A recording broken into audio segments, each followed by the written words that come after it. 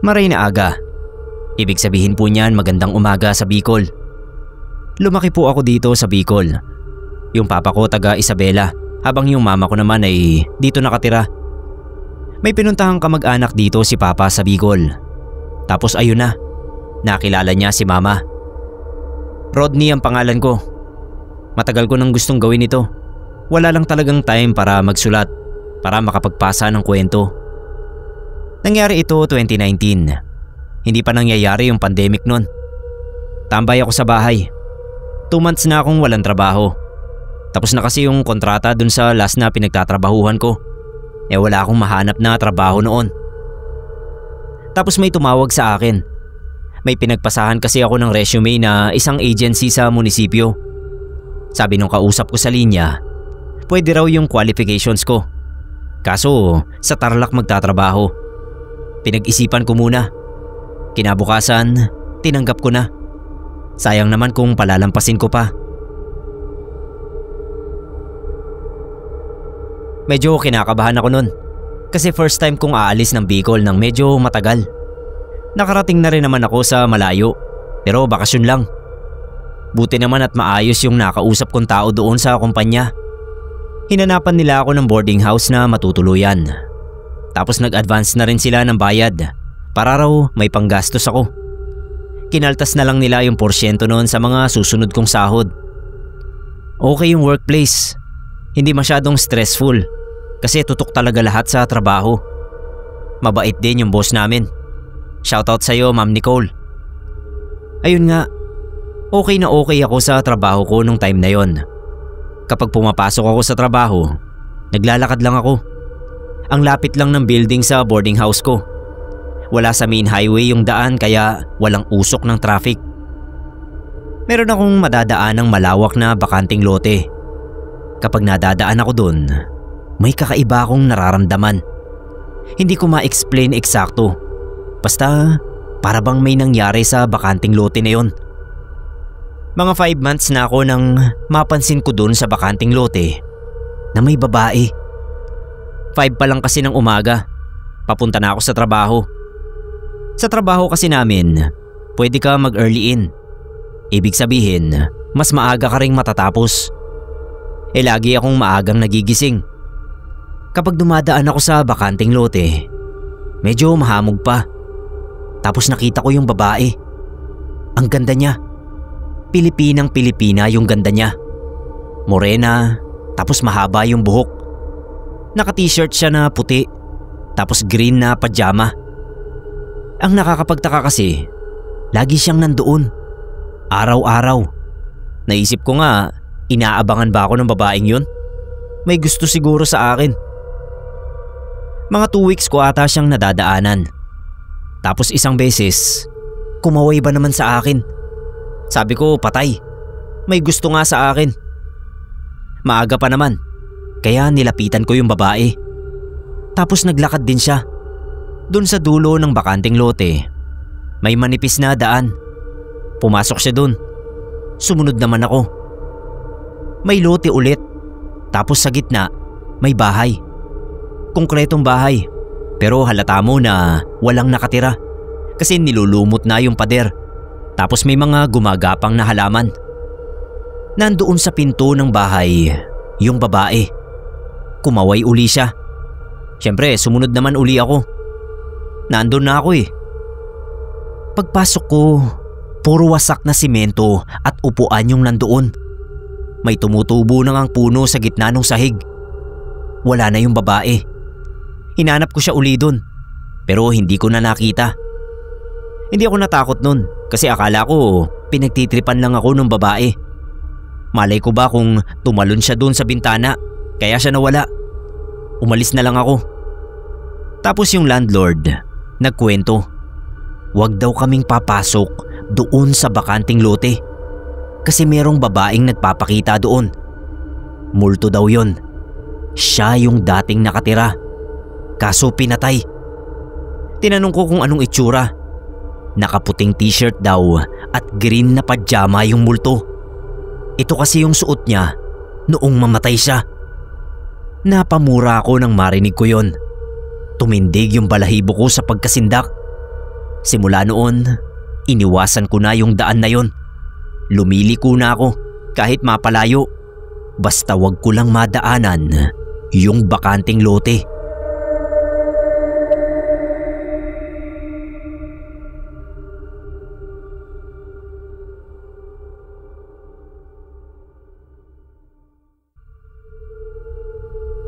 May kwento po ako na sana mapansin nyo. By the way, Elijah nga pala ang pangalan ko. At matagal na akong subscriber. Ang kwentong ito ay tungkol sa kasambahay namin dati na si Ate Mean.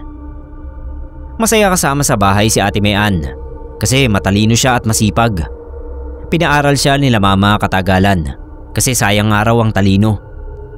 Magmula nang mag-aral si Ate Mean ay naging doble ang sipag niya dahil tumanggap pa siya ng academic commissions. Pinagsasabihan siya nila mama na hindi naman niya kailangan gawin yon dahil sagot nga nila ang expenses ni ate. Pero mapilit siya dahil nahahasa raw ang kaalaman niya sa ginagawa niya. Kadalasan tuloy ay puyat siya. Nadadatnan namin siya na naghahanda ng almusal o kaya ay naglilinis ng bahay sa umaga habang tambak ang mga gamit niya sa sala. Hindi nagtagal at bumigay ang katawan ni Ate Mean.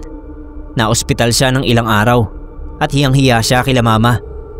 Sinabihan uli siya na wag nang tumanggap ng academic commissions at akala namin ay sumunod na siya dahil hindi na namin siya nakikitang nagpupuyat. Yun yung time na dumating sa bahay namin ang 2 pusa, isang puti at isang itim. Nagulat na lang kami na may pinapakain ng tirang pagkain namin si Ate Mean. Pinangalanan niyang Whitey at Blackie ang mga yon. Sabi ni Ate Mean ay nakikikain lang yung 2 tuwing umaga tapos umaalis na rin at kinabukasan na nagbabalik. Natuwa sila mama kasi sobrang ganda noong 2 pusa, lalo na at purong-puro ang mga kulay nila. Gusto na sana naming ampunin kaso hindi mahuli-huli. Basta tuwing umaga lang sila dumarating para kumain tapos aalis uli. Isang araw, kinausap kami ni Papa at sinabing nagkaroon daw ng problema sa isa naming eatery. Mukhang magsasara na yon dahil nalulugi. By the way, eatery po ang dati naming negosyo. May 5 branch sa mga matataong lugar dito sa amin.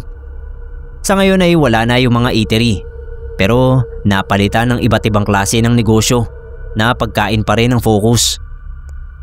Anyway, ito na nga po. So sabi nila Papa, titignan pa raw nila ng mga 1 buwan at kapag talagang mababa ang benta sa branch ay isasara na lang. Doon biglang sumabat si Ate Mean. Hindi raw siya sigurado kung paniniwalaan namin ang sasabihin niya pero wala namang mawawala kung susubukan. Aniya, bukas daw kapag dumating sina Whitey at Blackie ay kausapin daw ito nila Mama at Papa para hilingin na pagandahin muli ang takbo ng eatery namin. Ilang beses na raw nasubukan ni Ate Mean na gawin ang ganoon at natutupad ang hinihiling niya sa mga pusa. Noong una ay natawa si Mama. Ano raw ba ang hinihiling niya sa mga ito? Ang sabi ni Ate ay humihiling siya ng lakas at katatagan ng katawan para magawa niya ng maayos ang mga trabaho at racket niya kasabay ng pag-aaral. Doon namin nalaman na tuloy pa rin pala ang commissions ni Ate. Pero dahil mabilis niyang nagagawa ay hindi na siya napupuyat. Dagdag pa niya ay mas gumanda ang grades niya dahil na rin sa paghiling sa 2 pusa. Aksidente lang daw niyang natuklasan ng kakayahan noong 2 nang minsang kwentuhan niya ang mga ito ng mga struggles niya habang kumakain. Naging seryoso bigla sila Mama at Papa kasi kita talaga namin yung matataas na grades ni Ate. Kaya sabi ni Papa, aabangan daw nila ni Mama sina Whitey kinabukasan. At ganoon nga yung nangyari. Maaga talaga akong gumising para makita ko yung paghiling nila. Madilim-dilim pa noon ang langit. Mag-aalas 5 ng umaga ay nasa likod na sina Whitey at Blackie. Si Papa ang nagbigay ng pagkain nila at habang kumakain sila ay hinahaplos-haplos niya ang balahibo ng mga ito. Hindi nagsasalita si Papa pero alam kong humihiling na siya. Sabay pang tumingin sa kanya yung mga pusa bago muling nagpatuloy sa pagkain. Nung maubos yun ay umalis na yung mga pusa. Sabi ni Papa, noon daw tumingin sa kanya yung mga pusa ay nakaramdam siya ng kilabot. Pagkatapos noon ay naghintay kami ng resulta at wala pang ang 1 linggo ay muling lumakas ang benta ng eatery namin na napipinto na sanang magsara. Doon naniwala sila Mama at Papa sa hiwaga nila Whitey at Blackie. Sabi ni Papa ay huhulihin niya ang mga ito dahil may swerteng dala. Pero magmula noon ay hindi na nagbalik yung dalawa. Maagang gumigising si Papa at inuunahan na talaga si Ate Mean para siya yung masalubong ng mga pusa tuwing umaga. Pero hindi na sila nagbalik. Sabi ni Mama, mukhang ayaw ng mga pusa sa balak ni Papa kaya nawala na ang mga ito. Sayang, swerte na naging bato pa. Naging masyado kasing mapaghangad si Papa.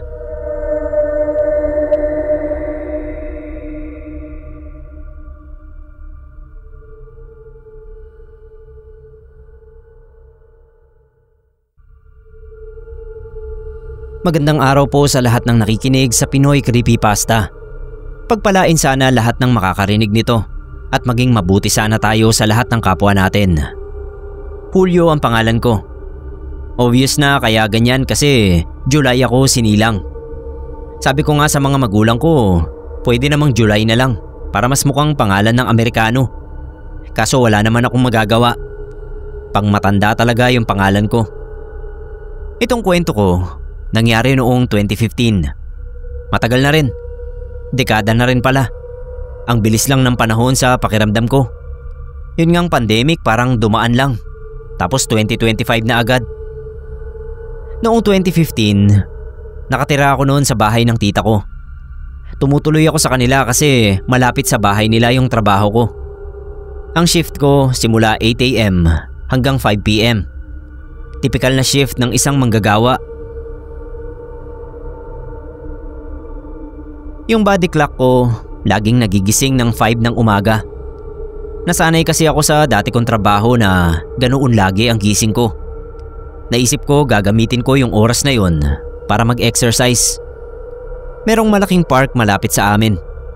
Pagkagising ko, matapos mag-agahan, doon ako naglalakad-lakad kasi ang presko ng hangin. Ang daming puno tapos may pathway din na pwedeng takbuhan o lakaran. Nandoon ako lagi kapag umaga. Minsan may kagat pa akong pandesal. Meron na rin akong mga nakilalang tao na regular din doon sa park. Para nga kaming isang community na nagkikita-kita tuwing umaga. Isa sa mga naging close ko sa park na yon, si Manong Gary. Kwento niya sa akin, stroke survivor daw siya. Ang galing nga kasi hindi halata sa kilos niya. Diretso pa rin, parang walang nangyari. Magaling daw kasi yung physical therapist niya. Mag-isa lang daw siya sa bahay niya kasi yung mga anak niya sa ibang lugar nagtatrabaho.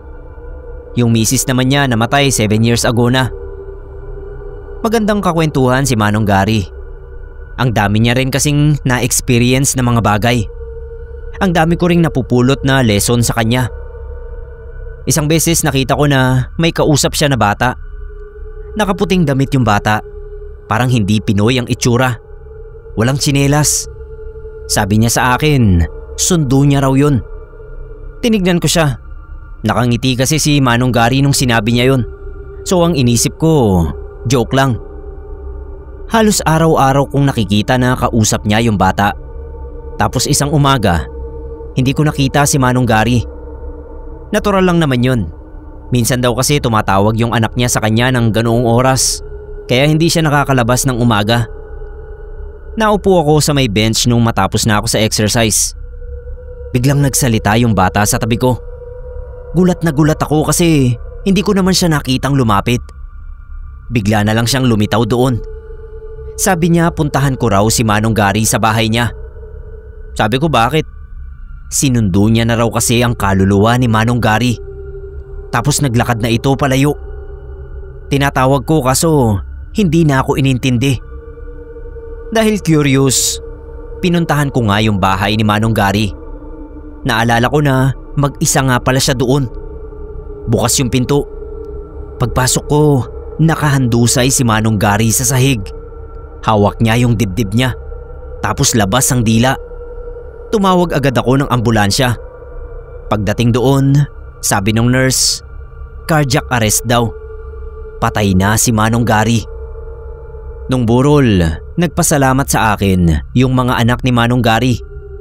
Ang lungkot lang, kasi kung mas maaga siguro akong pumunta doon, sana nasugod pa sa ospital si Manong Gary. Kaso, parang hindi na. Kasi nga, sinundo na siya nung bata.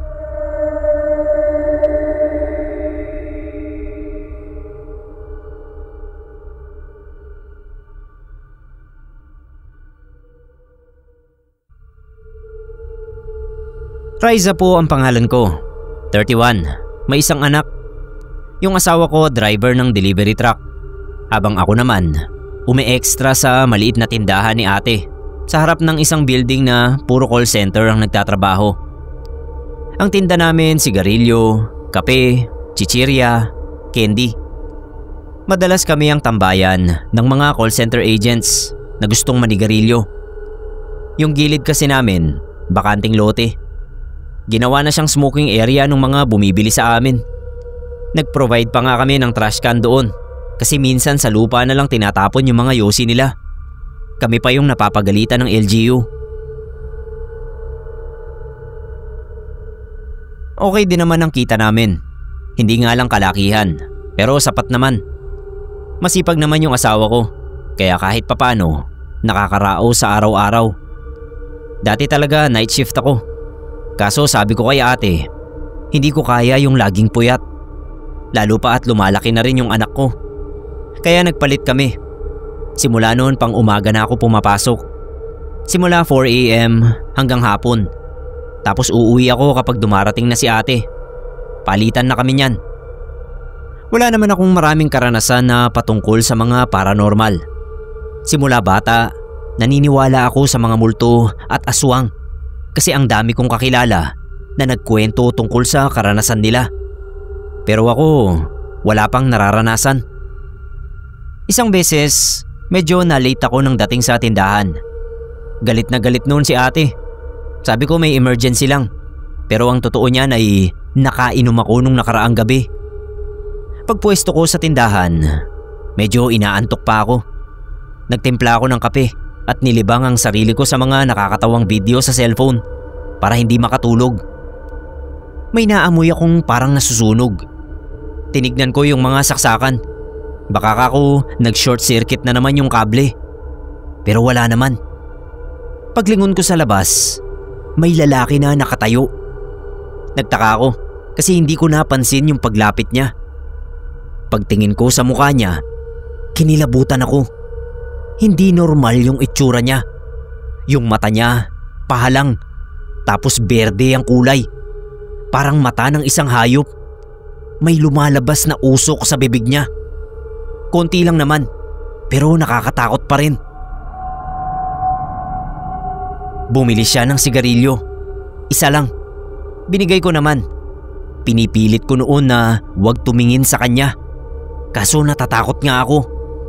Nung makuha niya yung sigarilyo, hindi siya gumamit ng lighter. Basta hinawakan niya lang yung dulo ng sigarilyo. Tapos nakita ko na lang na may liyab na ito. Isang higop lang ang ginawa niya. Nakita ko na dahan-dahang naging abo yung sigarilyo. Hanggang sa filter na lang ang natira. Pagbuga niya ng usok, lahat ng butas sa mukha niya nilabasan ng usok. Pagkatapos nun, umalis na siya at naglakad palayo. Wala siyang suot na tsinelas, nakapaa lang. Sa sobrang pagkabigla, natulala ako ng ilang minuto. Matapos ang isang oras, ramdam ko na hindi na maayos ang pakiramdam ko. Sinabi ko yon kay ate. Galit pa siya nung tawagan ko kasi akala niya nag-iinarti ako. Nung dumating siya at nakita niya na namumutla na ako, biglang bumait. Umuwi na raw ako at magpahinga. Bago yon, kinuwento ko sa kanya yung tungkol sa lalaki. Natakot din si ate. Sabi niya sigurado raw na hindi tao yun. Kung ano man daw klaseng nilalang yun, hindi niya rin alam. 2 days akong nilagnat. Nagpa-albularyo pa ako para gumaling. Engkanto raw yung nakasalamuha ko.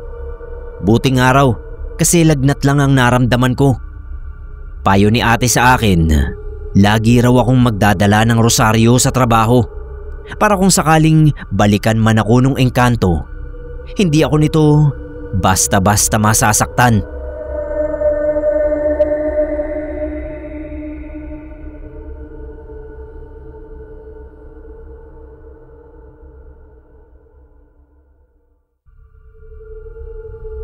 Mike po, Sir Neb. Itong isi-share ko ay naranasan ko noong 2014. May yun, summer. Hindi ko malilimutan kasi yun din yung time na sinagot ako ng asawa ko ngayon. Noong panahon na yun, cook ako sa isang restaurant sa Masbate. Kilala yung restaurant namin sa mga masasarap na seafoods at pansit. Hindi pa ako yung head cook nung panahon na yon. Meron pang mas mataas sa akin, si Sir Van. Ang dami kong natutunan sa kanya. Mas marami pa ata kaysa nung nag-aaral ako sa culinary. Kaso, retirado na ngayon si Sir Van. Tuwing Sabado ng umaga, umuwi ako sa amin kasi mabilis akong ma-homesick. Sabi nga ni Papa noon, para raw akong bata. Mabilis lang naman ang biyahe. Isang sakay lang ng bus. Kesa naman mabulok ako maghapon doon sa boarding house namin. Hindi ko naman kaedad yung mga kasama ko doon. Umaga ako lagi bumabiyahe. Inaabangan ko yung unang trip papunta sa amin. Madalas kapag dumarating ako sa terminal, ang konti lang ng tao. Wala kang ibang pasahero na makikita.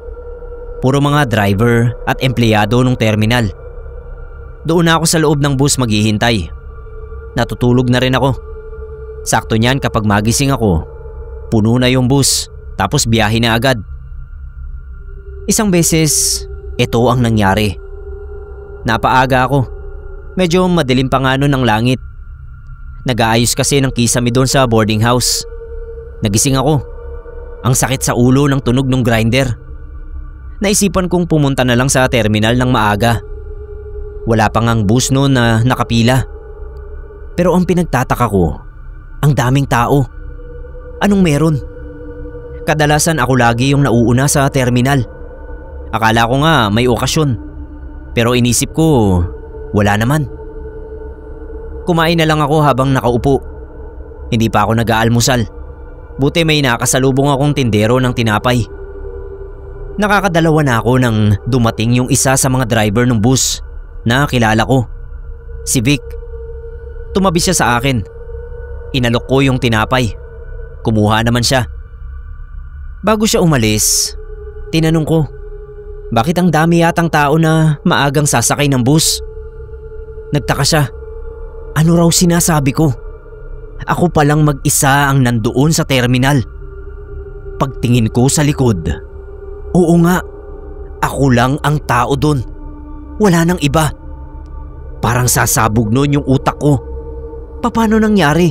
Kitang-kita ko na may mga tao doon sa likod pagdating ko sa terminal. Imposible namang hindi ko napansin. Ang manhid ko naman nun kung sakali. Hindi ako nakatulog sa bus nun. Ginugulo pa rin kasi ako nung nangyari. Hindi naman ako gumagamit ng bawal na gamot, so imposibleng namamalik mata ako. Pagdating sa bahay, kinuwento ko yon kay Papa. Kwento niya, may nangyari daw na sunog doon sa terminal noong kapanahunan niya. Hindi ko na raw yun inabot. Simula noon, madalas na maikwento ng mga kakilala niyang driver na may nagmumulto raw doon sa terminal. Madalas ay umaga nagpapakita yung mga multo. Kwento pa ni Papa, pinabless daw yung buong terminal na yon noong 2001 kasi nakakaabala na raw doon sa mga empleyado at driver yung mga pagpaparamdam. Medyo nabawasan naman daw yung mga pagpaparamdam, kaso hindi pa rin nawawala. Hanggang ngayon daw sa pagkakaalam niya, meron pa ring multo doon. Kaso bihira na lang kung magparamdam ang mga ito.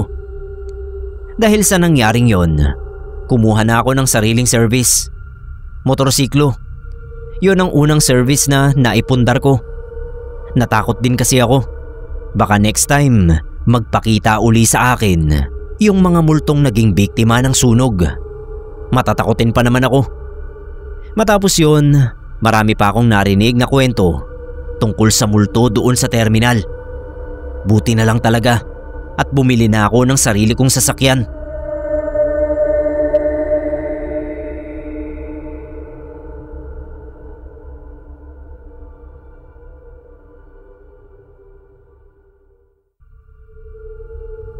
Tawagin niyo na lang akong Susan. Namulat po akong si Lola Teresa na ang nag-aalaga sa akin. Ayon po sa kanya, ang mga magulang ko ay naghiwalay nung sanggol pa lang ako. Ang nanay ko ay ng ibang bansa. Ang tatay ko naman ay bumuo ng sarili niyang pamilya. Nagkasakit si nanay sa ibang bansa. Patay na siya nang makauwi sa amin. At si tatay naman ay namatay daw sa aksidente. Magkasunod na buwan lang sila, kaya halos sabay din silang nawala ng tuluyan sa buhay ko.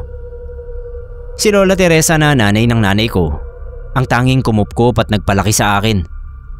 16 anyos ako nang si Lola naman ang nawala. Isang umaga nun, sanay na ako na pagkagising ko ay may nakahanda ng agahan sa mesa. Meron naman kaya nag-almusal na ako. Maya-maya pinuntahan ko si Lola sa hardin. Kabisado ko na siya. Alam ko na sa ganoong oras na bandang alas 6 ay nandoon siya naglalagay sa hardin at nag-aayos ng mga halaman niya. Ang bala ko ay magpaalam dahil may groupings kami ng mga kaklase ko sa bahay ng isa naming kaklase. Pero pagdating ko sa hardin ay wala si Lola roon. Nagtaka ako. Inikot ko yung mga halamanan niya. Nabigla ako nang makita ko siyang nakahandusay sa lupa. Hawak pa yung pandilig niya ng halaman. Nataranta ako. Sinubukan ko siyang gisingin. Pero hindi siya nagigising. Kaya tumakbo na ako sa pinakamalapit naming kapitbahay na si Aling Dolores. Humingi ako ng tulong. Sumama naman agad siya sa akin. Pagkakita niya kay Lola, pinulsuhan niya. Sabi niya wala na raw siyang makapang pulso. Pero dinala pa rin namin sa ospital. Kaso dead on arrival na talaga si Lola. Inatake pala siya sa puso habang nagdidilig ng halaman. Iyak ako ng iyak nun. Sinisisi ko ang sarili ko. Kung maaga lang sana ako nagising, baka nakita ko agad at naagapan si Lola. Buhay pa sana siya. Sabi naman ni Aling Dolores, huwag kong sisihin ang sarili ko. Oras na raw talaga ni Lola. Kaya ganoon ang nangyari. Hindi ko raw yun mapipigilan. Sa tulong ni Aling Dolores at pamilya niya, ay maayos naman naming napalibing si Lola. Pero pagkatapos nun, sobrang panglaw na ng buhay namin.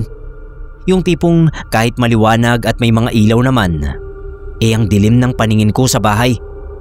Yung mga kamag-anak namin na taga-malayo, nag-interes sila sa bahay ni Lola. Gusto nila doon tumira. Kasi minor de edad pa raw ako. Kailangan ko ng guardian. Pero nagmatigas ako na kaya kong mabuhay doon kahit mag-isa ako. Hindi kasi ako palagay sa mga kamag-anak namin.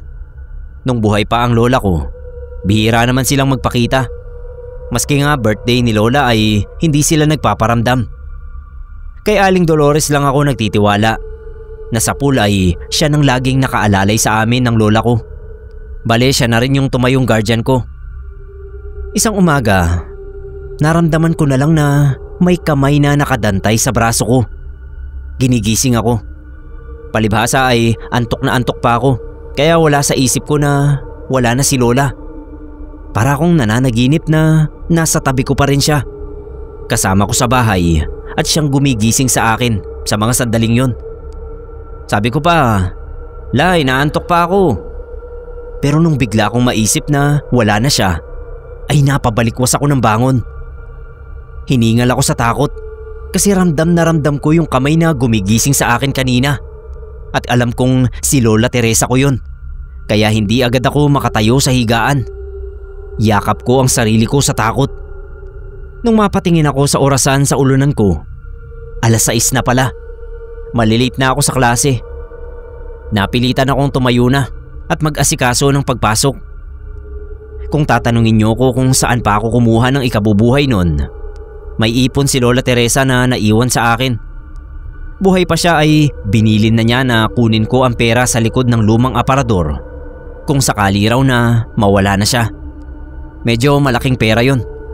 Doon ako kumuha ng pantinda ko sa school na mga tinapay.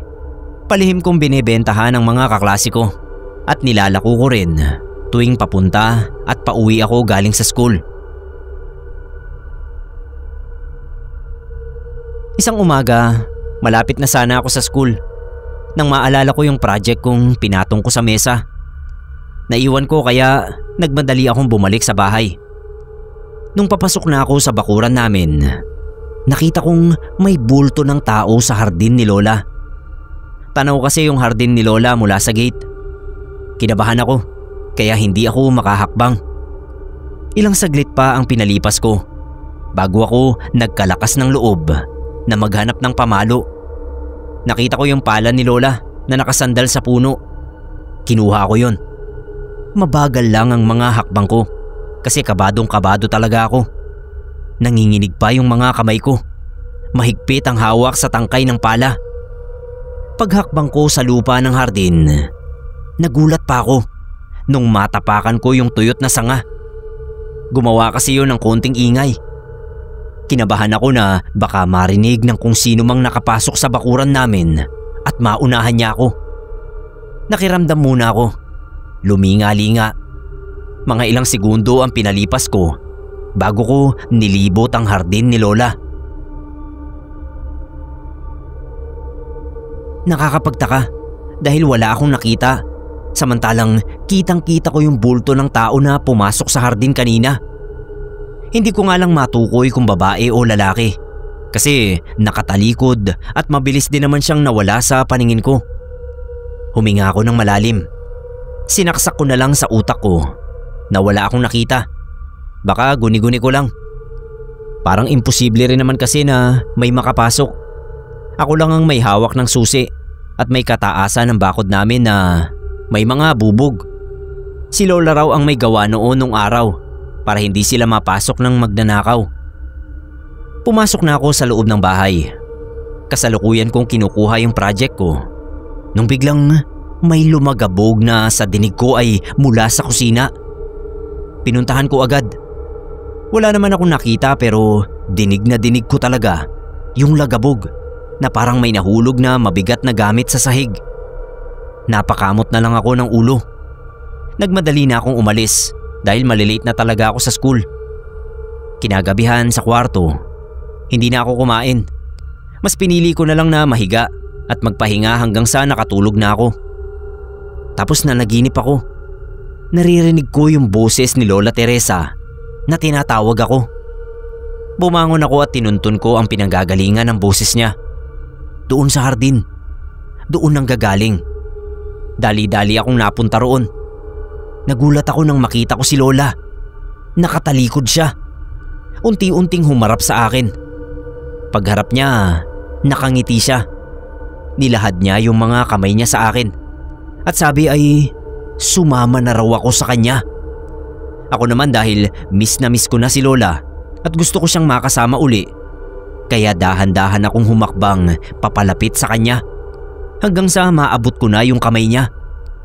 Paghawak niya sa kamay ko, bigla niya akong hinila at pinilipit ang braso ko. Tapos tumawa siya ng malakas na nakakapangilabot. Pilit kong binabawi yung kamay ko sa kanya habang sumisigaw ako sa sakit ng pagkapilipit at dahil sa takot na rin. Doon na ako nagising. Paggising ko, balot ng nakakabinging katahimikan ng paligid. Pinagpapawisan ako ng malapot kasi pakiramdam ko ay totoong-totoo ang panaginip ko. Iniisip kong mabuti kung bakit ganoon ang panaginip ko kay Lola. Bakit bigla siyang naging ganun? Nakakatakot. Kahit nung nasa school na ako ay bit-bit ko pa rin sa isip yung parang bangungot na yon. Napansin ako ng teacher ko kaya tinanong niya kung ayos lang ba ako. Sabi ko okay lang po ma'am. Nakapanaginip lang ako ng masama. Isang umaga ay kinatok ako ni Aling Dolores sa gate. May niluto kasi siyang almusal. Baka raw kasi hindi pa ako nag-aalmusal. Kung buhay ang lola ko, tiyak daw na magagalit yon. At tama naman siya. Kadalasan nga ay hindi ko na nagagawang mag-agahan kasi wala nang gumigising sa akin at naghahanda ng almusal ko. Pinatuloy ko siya sa bahay. Habang nilalapag niya sa mesa sa kusina yung dala niyang pagkain, sabay kaming napalingon sa pintuan. Narinig kasi naming sumara yung pinto. Tapos nagkatinginan kami. Ako yung lumapit sa pintuan. Nakasara nga yung pinto na iniwan kong bukas kanina. Sumunod din pala sa akin si Aling Dolores. Sabi niya, baka raw gawa lang ng hangin. Sabi ko baka nga. Pero sa totoo lang, hindi ako kumbinsido. Kasi pagtingin ko sa bintana, wala namang hangin. Ni hindi gumagalaw yung mga dahon sa punong natatanaw ko sa loob ng bakuran namin. Sabi pa ni Aling Dolores, kung gusto ko ng kasama doon, ay sasamahan niya ako o pasasamahan niya ako sa anak niyang babae. Hindi ako matatakotin. Pero okay lang din kako na doon muna si Ate Shana, yung panganay niyang anak na matanda lang sa akin ng 3 taon.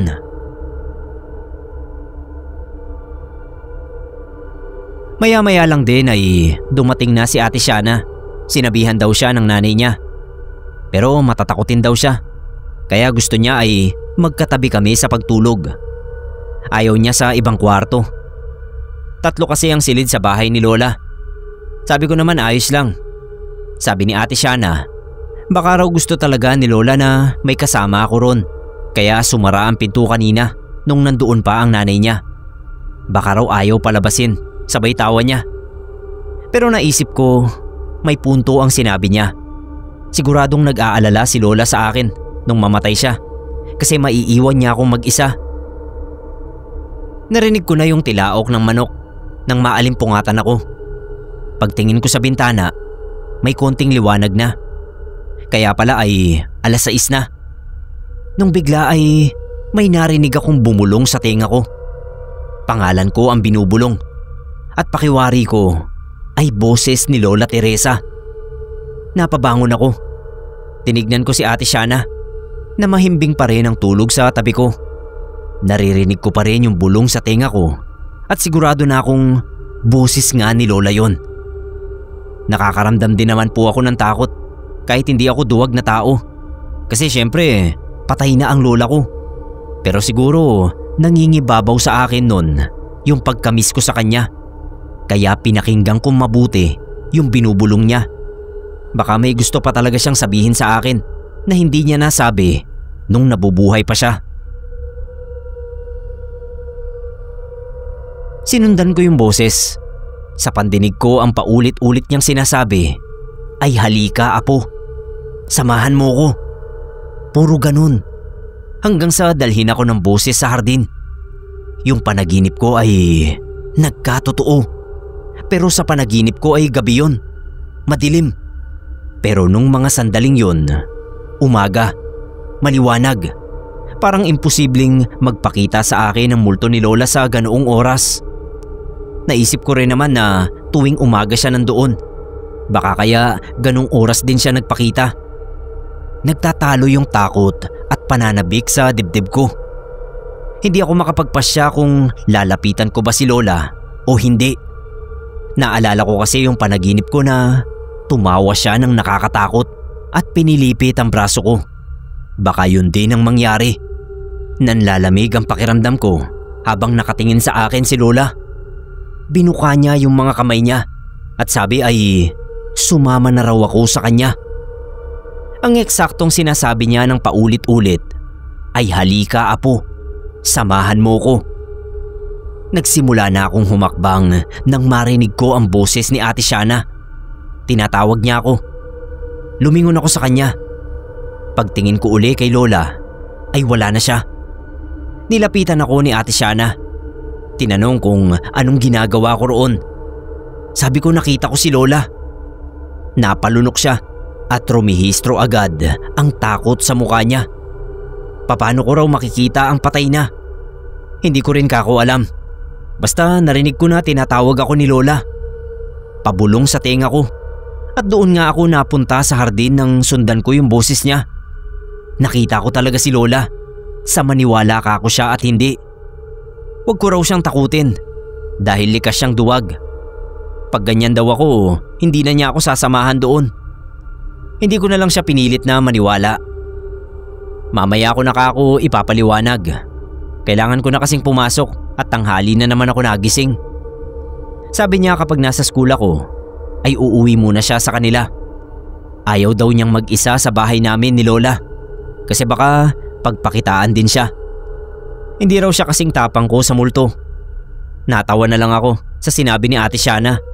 Pero sa totoo lang ay naguguluhan ang utak ko sa nangyayari. Lalo pa at nung mga sumunod na umaga ay naulit na naman ang pangyayaring yon. Naririnig ko ang mahinang boses ni Lola na tinatawag ako at palagi akong humahantong sa hardin. Hindi naman niya ginagawa yung ginawa niya sa akin sa panaginip na pagtawa ng nakakatakot at pagpilipit sa braso ko. Pag nakarating na ako sa hardin at nakita ko na siya, bigla rin siyang naglalaho matapos niyang sabihin sa akin na sumama na ako sa kanya.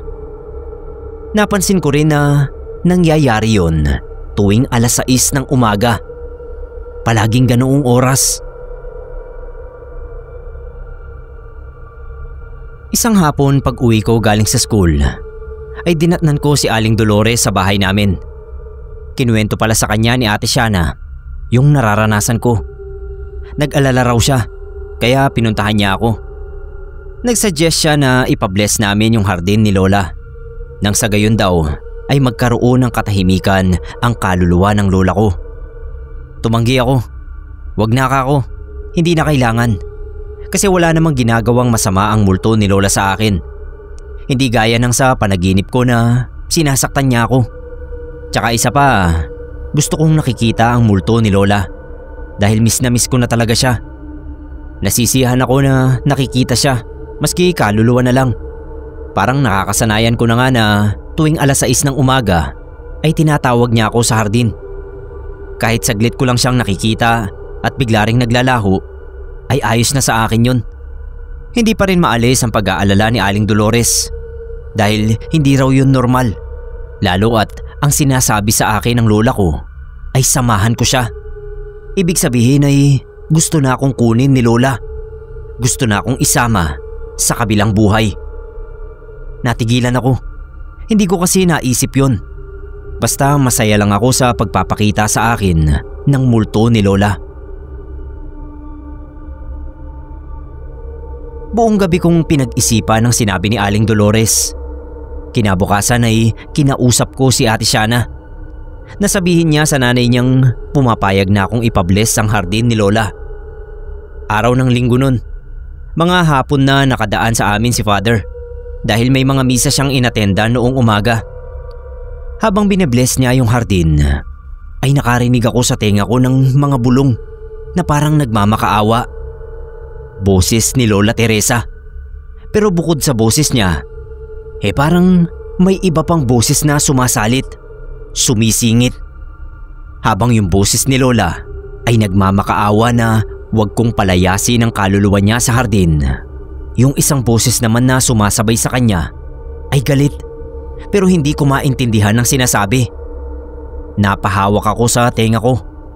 Nung una mabagal lang, pero pabilis ng pabilis ang naririnig ko sa tenga ko. Parang nagmamadali, parang namumuwersa. Gusto yatang pigilan ko si Father sa ginagawang pagbebendisyon sa hardin. Napansin ako ni Ate Shana. Nilapitan niya ako at tinanong kung anong nangyayari sa akin. Sinabi ko sa kanya ang totoo. Napahinto si Father sa ginagawa niya. Hinawakan niya ang kamay ko at sinabihan na magdasal, mag-focus at huwag intindihin ang mga bulong ng dyablo. Sabi ko si Lola po, siya ang bumubulong sa akin at hindi siya dyablo. Paliwanag naman ni Father, huwag akong magpalinlang sa naririnig ko. Madaling gayahin ng demonyo o masamang espiritu ang boses ng kahit na sino. Ang boses man ng lola ko o maging ang sarili kong boses. Kaya manatili lang daw ang focus ko sa pagdarasal namin habang binibendisyonan niya ang bawat sulok ng hardin. Ganun nga ang ginawa ko. Pumikit ako at nagdasal ng taimtim hanggang sa tuluyang mawala ang mga bumubulong sa tenga ko. Sabi ko pa sa isip ko, "Patawad po, Lola." Nang matapos ang pagbebendisyon ng pare, ay umalis na siya. Nagpaiwan pa si Aling Dolores. Sinabihan niya kami pareho ni Ate Shana na kung mauulit pa ang nangyari sa akin tulad ng mga nakaraang araw, ay sabihin ko agad sa kanya. Binilinan din niya si Ate Shana na bantayan ako, lalo na tuwing alas 6 ng umaga, dahil sa ganoong oras nga nagpapakita sa akin si Lola. Araw ng Lunes, wala kaming pasok dahil bumabagyo. Mag-uumaga na ay madilim pa rin ang paligid. Makulimlim kasi ang langit. Tulog pa si Ate Shana, kahit sinabihan na siya ng nanay niya na kailangan gumising din siya ng maaga para mabantayan ako kapag alas 6 na. Naawa naman ako kasi mukhang napapasarap ang tulog niya, kaya hindi ko na ginising. Pinuntahan ko yung kusina. Tinignan ko kung ano pa ang pwede kong mailuto para sa almusal namin ni Ate Shana. Kaning lamig at itlog lang ang nandoon. Habang sinasangag ko yung kanin sa pinagprituhan ko ng itlog, ay bigla ko na namang narinig ang boses ng lola ko. Hindi ko magawang baliwalain, kaya pinatay ko yung apoy ng kalan. Lumabas ako at nagpunta sa hardin. Nakita ko si Lola Teresa, nakatalikod. Iyong-iyo ng eksena nung napanaginipan ko siya ng masama. Hindi gaya nung nagpapakita siya sa akin nang nakaharap na siya. Sa pagkakataon nga na yun ay nakatalikod siya at dahan-dahan lang ang pagharap sa akin. Pagharap niya, nakangiti siya. Nilahad niya yung kamay niya at tulad ng lagi niyang sinasabi, samahan ko na raw siya. Ako naman para akong nahihipnotismo. Namalayan ko na lang na unti-unti akong humahakbang palapit sa kanya. Hanggang sa nasa harapan na nga niya ako. Nung magkaharap na kami, doon na ako nakaramdam ng matinding takot nang maulit talaga yung mismong napanaginipan ko kay Lola. Hinila niya ako sa kamay at pinilipit ang braso ko habang humahalakhak siya na parang wala sa sarili. Nagsimulang pumatak ang ulan nun, pero yung multo niya nanatiling nandoon. Mariin ang pagkakahawak sa kamay ko. Inakay niya ako sa isang bahagi ng hardin na konti lang ang espasyo ng lupa. Dahil sa ulan ay naging maputik na roon. Tinulak niya ako kaya napaupo ako. Tapos ay pilit niya akong dinudukdok doon. Parang gusto niya akong ibaon sa lupa. Takot na takot ako. Nagmamakaawa. Sabi ko, tama na po Lola. Paulit-ulit yung pagmamakaawa ko. Hindi ko maintindihan. Parang may nagkokontrol na sa akin. Namalayan ko na lang na kusa kong hinuhukay ang maputik na lupa gamit ang mga kamay ko. Sige lang ako sa paghukay kahit nananakit na yung mga braso ko. Humahalo na ang luha ko sa ulan pero hindi ako makahinto. Sa tingin ko ang naririnig kong mga bulong ang nagkokontrol sa akin na gawin yon. Mga sigaw nila Ate Shana at Aling Dolores ang pumalit sa mga bulong sa tenga ko. Naramdaman ko na lang na pinagtutulungan nila akong itayo at hilahin palayo roon. Nung maipasok nila ako sa bahay, ay inihiga nila ako sa sofa. Binantayan ako ni Ate Shana habang si Aling Dolores ay tumawag ng albularyo. Ako naman ay parang nawala sa sarili. Alam ko na ang nangyayari sa paligid pero nakatulala lang ako. Hindi ko pa magawang magsalita. Naririnig ko si Ate Shana na panay ang kausap sa akin. Umiiyak na nga siya at pilit tinatanong kung bakit ako naghuhukay sa hardin. Hindi ko naman masagot ang tanong niya kahit naririnig ko kasi nga wala pa ako sa sarili. Matapos akong gamutin ng albularyo ay meron kaming natuklasan. Isang babaeng may malusog na pangangatawan at kulot ang buhok ang may gawa ng mga nangyayari sa akin. Ang albularyo ay mula pa sa bayan at hindi namin kilala, kaya hindi rin niya kilala ang mga kamag-anak namin ni Lola. Pero ang nilarawan niyang tao na lumabas sa pagtatawas niya sa akin ay tumutugma sa kamag-anak namin na gustong tumira sa bahay ni Lola. Pamangkin ni Lola yon na may edad na rin, si Tita Leticia. Kilala yon ni Aling Dolores at ayon sa kanya ay may kakayahan ng tiyahing yon sa kapangyarihang itim. Ayon sa albularyo, ginamit ng tiyahin ko ang imahe ni Lola para paglaruan ako at madala sa hukay. Nang sa gayon ay wala nang makapigil sa kanya na kamkami ng bahay at lupa ni Lola. Kaya pala hindi nakuha sa bendisyon ng pare. Wala naman pala talagang kaluluwang namamalagi roon. Walang multo sa hardin ni Lola at mas lalong hindi talaga si Lola ang nagpapakita sa akin, kundi isang imahinasyon na gawa ng kapangyarihang itim. Nagawa raw akong paglaruan dahil sa emosyon ko at pangungulila sa pinakamamahal kong Lola. Ginamit nga rin daw pala ni Tita Leticia ang oras ng pagkamatay ni Lola sa hardin. Yun daw ang dahilan kaya sa ganoong oras ng umaga nagpapakita sa akin ng multo. Sa tulong pa nila Aling Dolores at ng albularyo ay nalampasan ko ang ganoong sitwasyon. Nawala na yung mga bumubulong sa tenga ko at hindi na rin nagpakita sa akin si Lola Teresa. Sinamahan ako ni Ate Shana na dalawin ang puntod ni Lola. Humingi ako ng tawad dahil akala ko talaga ay ang multo niya ang nagpapakita sa akin.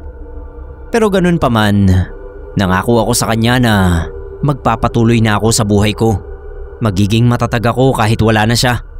Pero kahit anong mangyari ay hinding-hindi ko siya makakalimutan.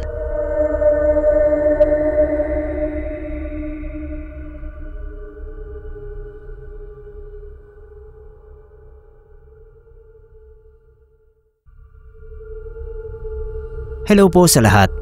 Ako nga pala si Kaloy. 35 anyos at isang mekaniko sa maliit kong talyer. Bilang mag-isa lang akong gumagawa ng lahat ay maaga akong gumigising para buksan ang shop. Alas 6 ng umaga pa lang ay nagkakape na ako sa labas at nag-aayos ng mga gamit kapag wala akong tanggap na sasakyan.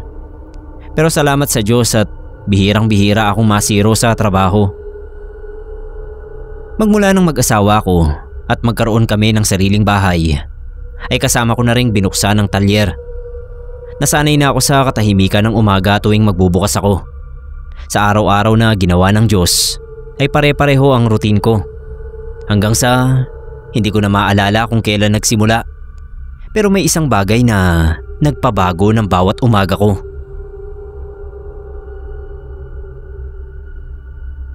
Dito na nagsimula ang samahan namin ni Kabo.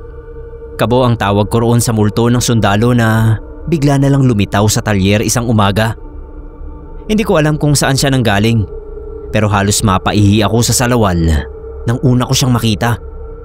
Ikaw ba naman na taon na ang binilang ko sa kasanayan na mag-isa ka sa talyer?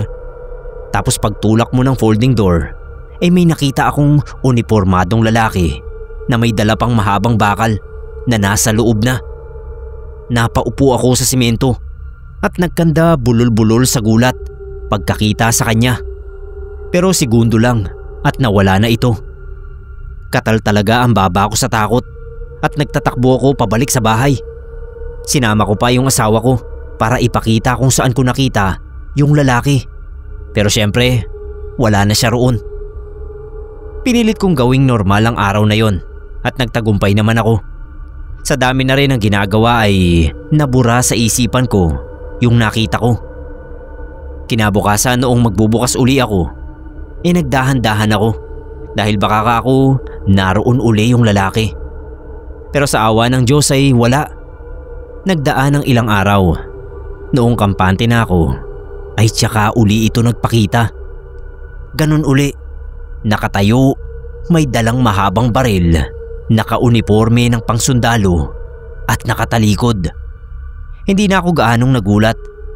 Segundo lang ay nawala siya uli. Hanggang sa nakasanayan ko na. May mga umaga na makikita ko siya pagbukas ko ng talyer.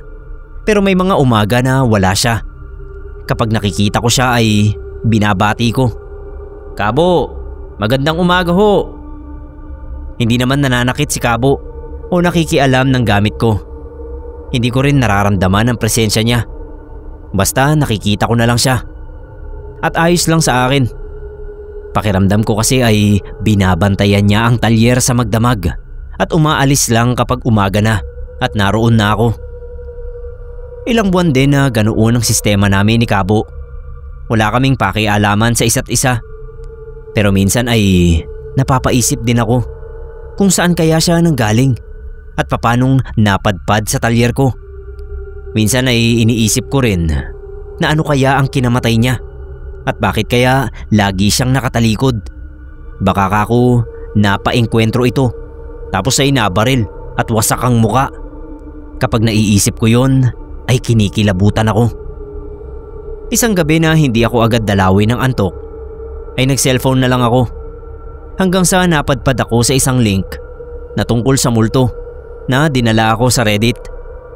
Ang daming kwentong multo kaya naman napadownload ako ng Reddit app para makapagbasa ng maayos. Karamihan nga lang ay English pero na-enjoy ko pa rin. At may nakita akong post ng isang Amerikano. Sabi niya may sundalong multo na nagpapakita sa kanyang pinagtatrabahuhan noon. May nabasa ako sa comments na kapag ang multo ay sundalo, ibig sabihin hindi pa siya tapos sa serbisyo kahit na patay na siya. Naghihintay pa siya ng dismissal mula sa nakakataas. At may isang komento pa ang nakakapangilabot sa akin. Dapat daw kapag nakakita ka ng nagmumultong sundalo ay i-dismiss mo siya sa trabaho at saluduhan. Doon ako napaisip. Ilang araw ang nagdaan at hindi pa nagpapakita si Kabo. Akala ko namahinga na siya ng tuluyan. Pero isang araw, pagbukas ko ng talyer ay nakita ko agad siya na nakatalikod. Umariba ang tibok ng puso ko pero agad kong naalala yung nabasa ko. Pero bago pa ako makapagsalita ay unti-unti nang naglaho si Kabo kaya binilisan ko na. Tinatagan ko ang boses ko. Sabay sabing, "You are dismissed." Sir Neb, walang halong kalukuhan. Yung tuwid na tayo ni Kabo lalong tumuwid. At habang dahan-dahan siyang nawawala ay nakita ko pa siyang sumaludo. Simula noon hindi ko na siya muling nakita pa. Ilang buwan na ang nakakaraan magmula noon pero talagang hindi na siya nagbalik. Masaya ako. Alam kong natulungan ko siyang makatawid. Pero may konting lungkot din. Para bang nawalan ako ng bantay. Parte siya ng umaga ko na biglang nawala. Pero sana kung nasaan man siya ay payapa na siyang talaga.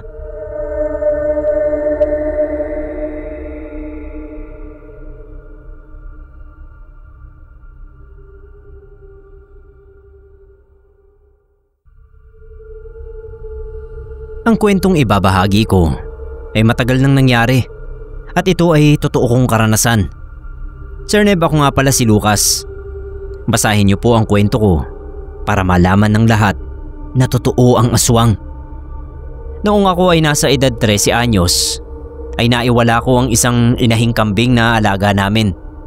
Ako ang nagpastol sa kanila sa kasukalan kaya ako ang responsable sa kanila. Yung nawala pa namang kambing ay buntis.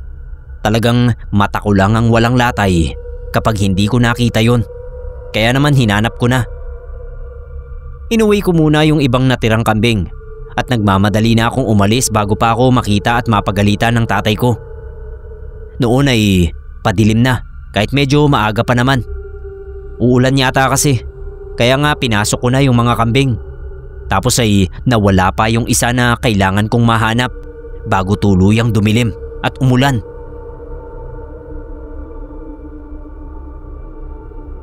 Hindi naman ganoon kalawak ang lugar namin para makalayo yung kambing. Kaya lang ay matataas ang damo at may parte pang mapuno. Kaya ang takot ko ay baka natuklaw na yon ng ahas. Nagpatuloy ako sa paghahanap hanggang sa makarating ako sa parte ng kagubatan na hindi ko kabisado. Para bang nilamon na ng damo ang daan. Atras na sana ako pero bumuhos na yung ulan.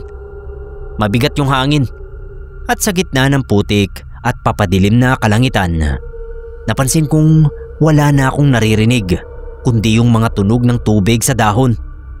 Sobrang lakas ng ulan at kailangan ko munang magpatila. Naghanap ako ng masisilungang puno, pero sa lakas ng buhos ng ulan ay wala talagang tuyong lilim.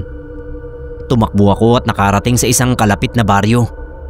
Pero habang tinitignan ko yung kabuuan ng lugar, parang wala ng mga tao sa mga kubo na naroon. Kinilabutan ako. Hindi ko alam kung dahil sa lamig o sa takot, pero sinangtabi ko na lang yun. Naghanap ako ng masisilungan at pinili ang isang kubo na bahagyang nakatago sa mga sanga. May bubong, may sahig at tuyo sa loob. Doon ako nagpalipas ng ulan hanggang sa hindi ko na namalayan na nakatulog na ako. Pagmulat ko ay maliwanag na. Bumangon ako at lumabas ng kubo. Iba yung liwanag. At doon ko napagtanto na umaga na, pero may bahid pa rin ang dilim ang kalangitan gawa ng ulan. Nagtatakbo na ako pauwi. Siguradong nag-aalala na ang mga magulang ko. Habang tumatakbo pabalik sa direksyong pinanggalingan ko, naramdaman ko na parang may sumusunod sa akin.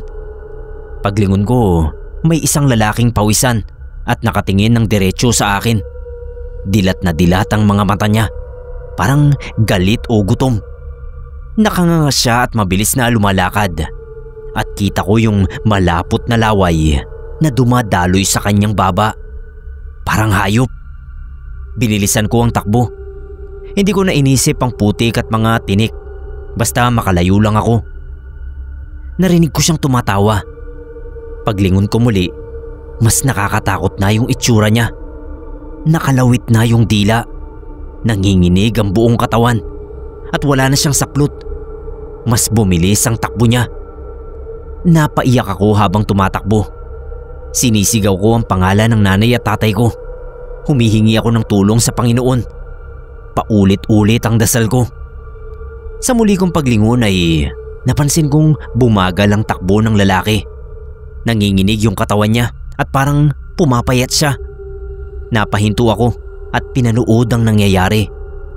Unti-unti ay parang humahaba ang mga daliri niya sa mga kamay at paa. Lalong nanlalaki yung mga mata at lumuluwang ang bibig. Napasigaw ako, sabay takbo uli. Hindi ako makapaniwala na may aswang gayong umaga na. Siguro dahil sa kulimlim ng kalangitan, kaya nakakagala pa rin siya. Sigaw ako ng sigaw habang humihingi ng saklolo. Hanggang sa nakita kong may mga taong papalapit. May mga dalang itak at sinisigaw ang pangalan ko. Tumakbo ako papunta sa kanila. Umiiyak at nanginginig. Paglapit ko nalaman kong sina tatay pala at ilang kapitbahay namin. Niyakap kaagad ako ng tatay ko.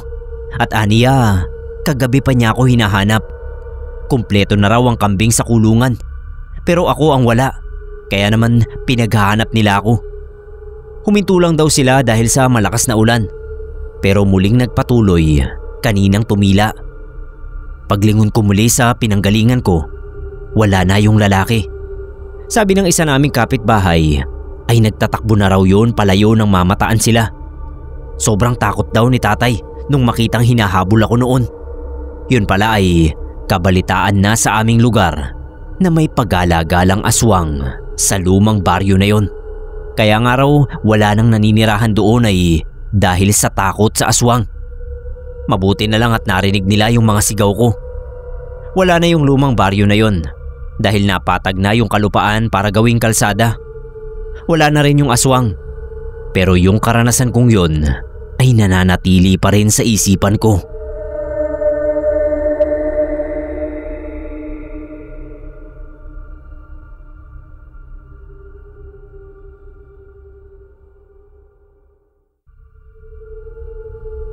Kwento ito ng nanay ko. Linda talaga ang tunay niyang pangalan, pero tawag sa kanya ng mga kaibigan niya, Lynn. Sobrang sipag ni nanay. Solo parent siya. Nung sinilang kasi ako, iniwan kami agad ng tatay ko. Sabi ng nanay, natakot na pagalitan ng magulang niya, kaya siya na lang daw ang nagpalaki sa akin. Ilang beses akong kinontak ng tatay ko pero hindi ko sinagot. Sabi ko kay nanay, ayoko nang makilala siya. Mabalik kay nanay. Pinalaki niya ako hanggang sa makagraduate ako ng college. Ang sipag niya. May trabaho si nanay noon sa isang laundry shop. Tapos ang dami niya pang side racket na pandagdag din sa mga gastusin ko. Kaya rin siguro maaga akong namulat sa pagnenegosyo kasi nakita ko si nanay kung paano niya pahalagahan ang perang kinikita niya. Nung bata pa ako, isa sa mga racket niya ay ang paglilinis ng bahay ng mayamang politiko sa amin. Itago na lang natin ang apelido nila kasi baka makilala ako. Sabihin na lang natin ang apelido nila ay Reyes. Kinukuha nila si nanay bawat Sabado ng umaga para maglinis sa mansyon nila. Siyempre may mga kasama din na naglilinis si nanay. Malaki raw yung pasahod ng pamilya Reyes sa kanila, lalo na kapag satisfied sa trabaho nila. Nagbibigay pa raw ito minsan ng bonus o minsan naman mga lumang appliances. Natatandaan ko nga noon, kaya kami nagka-washing machine na may dryer ay dahil binigyan kami ng pamilya Reyes. Isang beses daw, kailangang linisan yung basement ng mansyon. Linggo rin yun ng umaga. Isa lang daw na cleaner ang kailangan. Nag-volunteer naman agad si nanay. Pagbaba niya dun, nakita niya yung puro mga antik na paso at mga lumang gamit na nakasalansan sa malalaking cabinet. Halos lahat daw babasagin. Mga 10 minutes pa lang daw siya na naglilinis. Nakaramdam na siya ng kakaiba. May sumisilip daw sa kanya. Nararamdaman niya raw na may mata na tumitingin sa kanya sa likod. Pag nilingon naman niya, wala naman daw. Gusto na raw niyang umalis, kaso hindi pa siya nangangalahati sa paglilinis. Doon pa sa dulo. Tinapangan na lang ni nanay. Hindi niya na lang pinansin yung nararamdamang nakatingin sa kanya.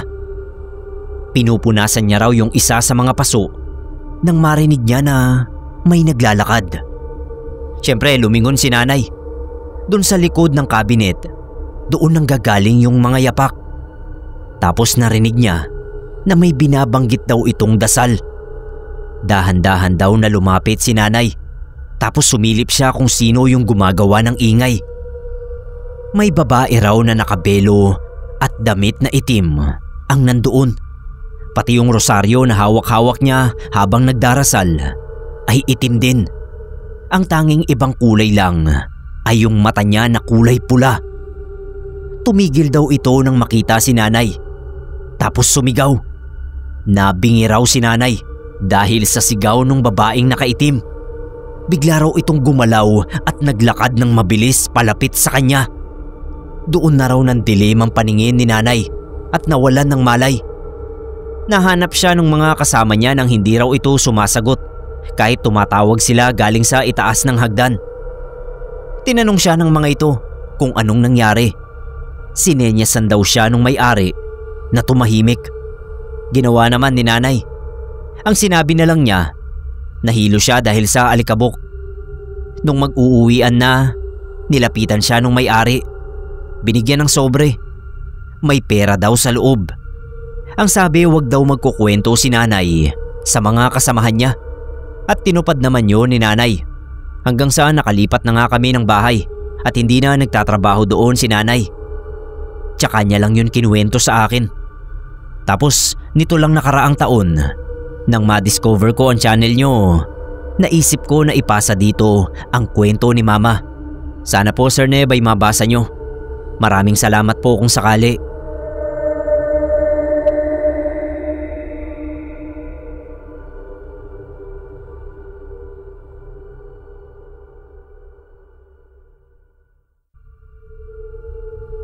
Hello po sa lahat. Pakitago na lang sana ako sa pangalang Juan. May kukwento ako na isang hindi ko malilimutang karanasan. Nangyari ito noong ako ay nag-aaral pa ng high school sa probinsya namin. Isang umaga yun na natripan kong pumasok ng super aga. Wala lang, nagising lang ako ng 3:00 ng umaga at naisip kong maligo na at pumasok sa school. Mag-aalas 5 nang lumabas ako ng bahay at naglakad papasok. Nakarating ako ng mga 5:30 yata. Madilim-dilim pa rin noon pero bukas na yung school at nakita kong nagwawalis na yung janitor. Dumiretso ako roon sa room namin at binaba yung bag ko pagkatapos ay lumabas ako uli. Pumunta ako sa malapit sa gate para mag-abang ng darating na estudyante. Pero bago ako makalapit doon ay may isang lalaki at isang babae ang napansin ko na nakatingin sa akin mula sa labas ng bakod. Naglalakad sila sa sidewalk habang nakatingin sa akin. Madilat yung mga mata nila. Hindi naman sobrang laki na parang luluwa na o ano.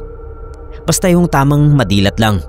Tapos magkalapat na magkalapat yung mga labi nila. Yung konting lapat pa ay para na silang nakanguso.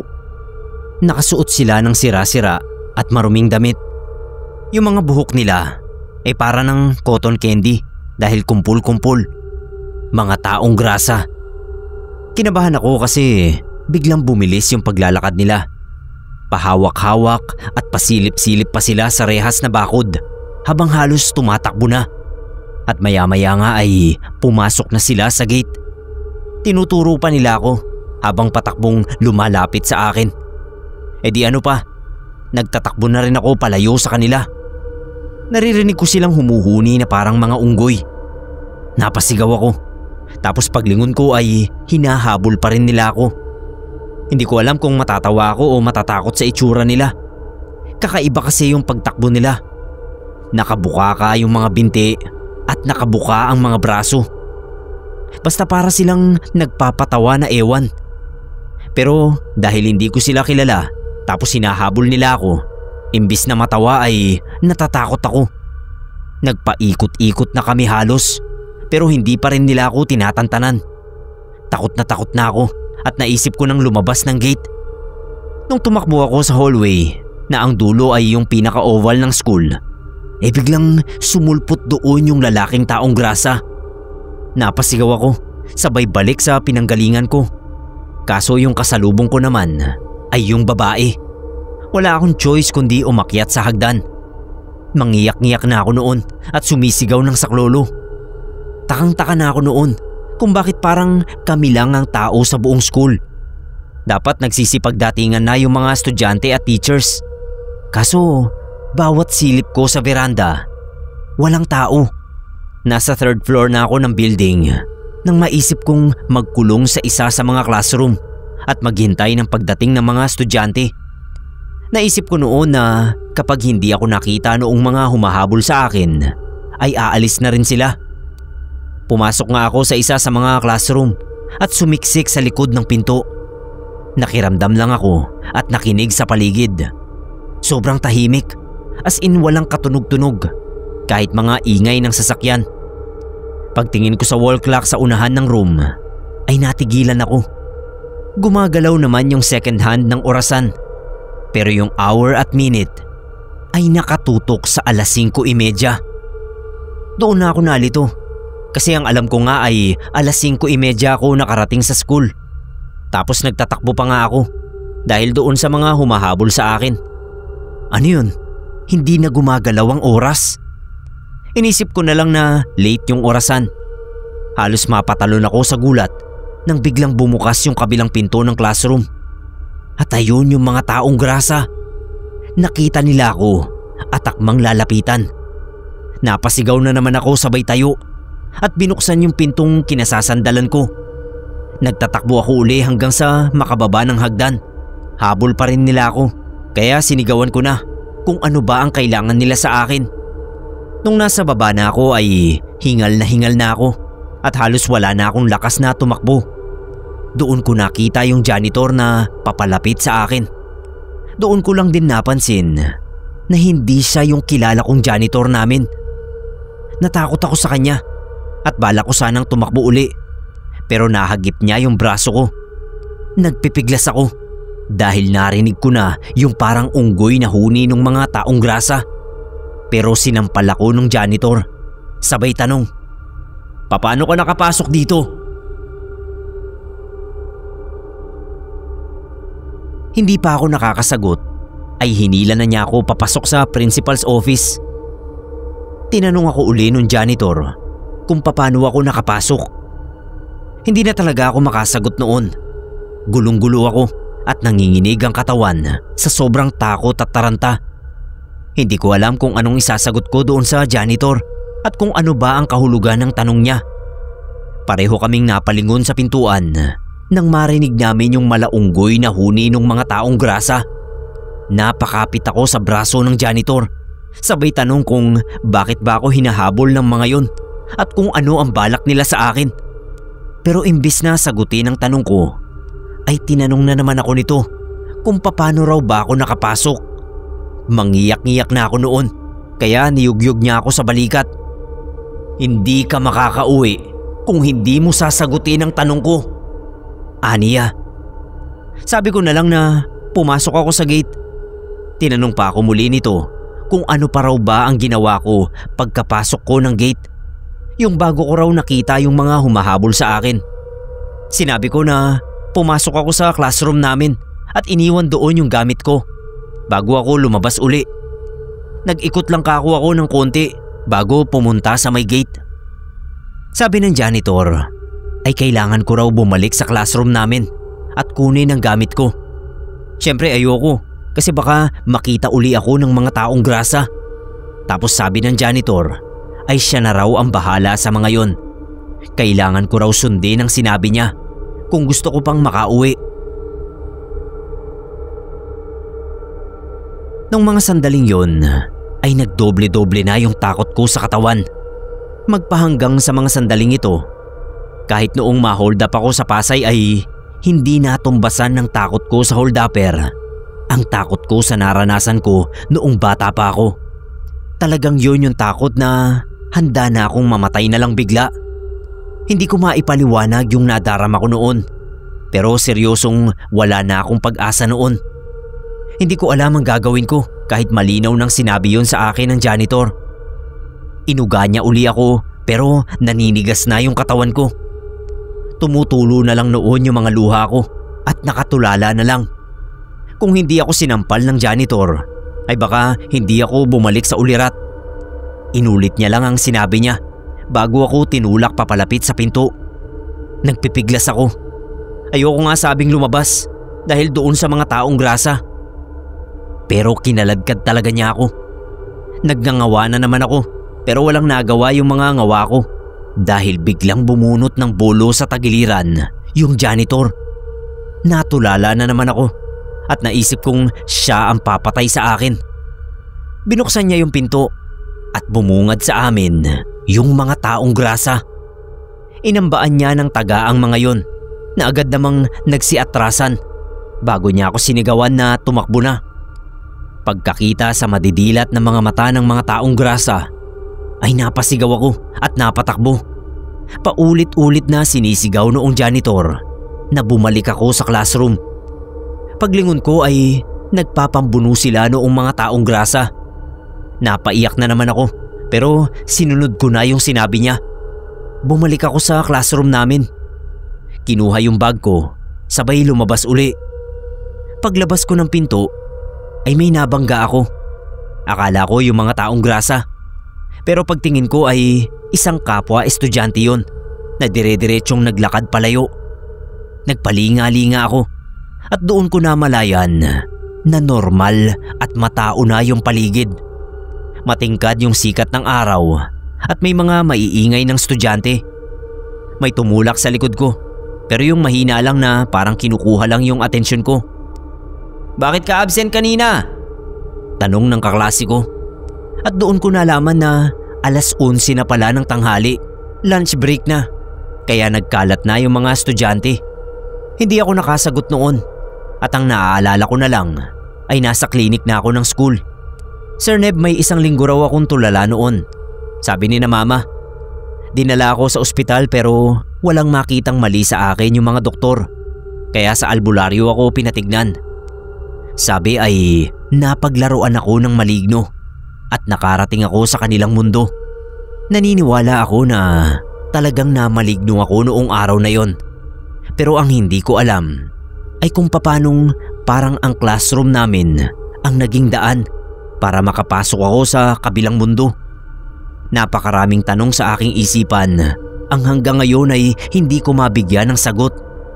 Sino yung mga taong grasa at yung janitor?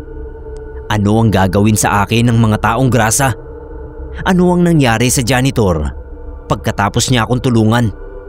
At magmula nang mangyari yun, ay mas ginusto ko na lang na malate sa pagpasok kesa dumating ng napakaaga.